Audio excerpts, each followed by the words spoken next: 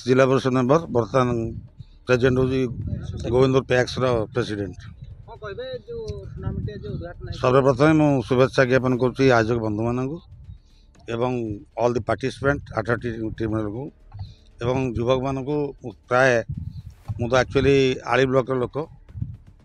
मु केन्द्रापड़ा जिलार विभिन्न स्थान को जाइए सब गोटे कथा पिला कहे जे जी जो खेलू गोटे डिटरमिनेशन खेलू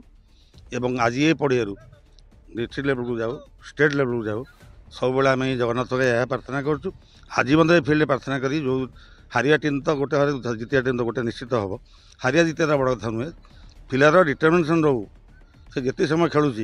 घंटे खेलू कि 1.5 घंटा खेलू दिन में अन्य कम करूँ कि से डिटरमिनेशन रखू जे मुझे स्टेट लेवल को जी कहीं आड़ी भाया गोटे जगह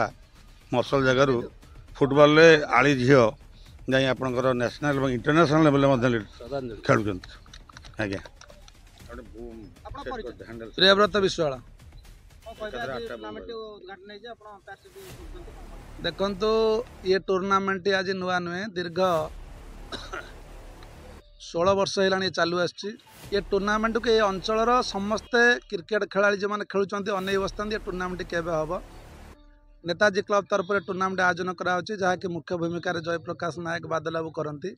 निश्चित भाव में जिते टूर्नामेंट हुए ये टूर्नामेंट एक भिन्न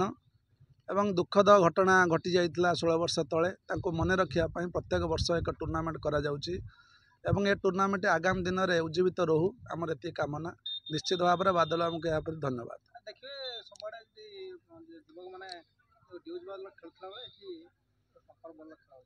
शुणु सेटा गोटे दुखर विषय मुझे जुआड़े जाए देखे खेल भी जो आलोचना करे दुखर सहित आलोचना कर यार किसी लक्ष्य ना ये टूर्नामेंट करा एंटरटेनमेंट कि यार किसी लक्ष्य ना प्रत्येक टूर्नामेंट रे समस्त प्लेयर मान बुझाए ड्यूज वाले खेल कर जार किसी लक्ष्य अच्छी यार किसी लक्ष्य ना तथापि ये खेल चली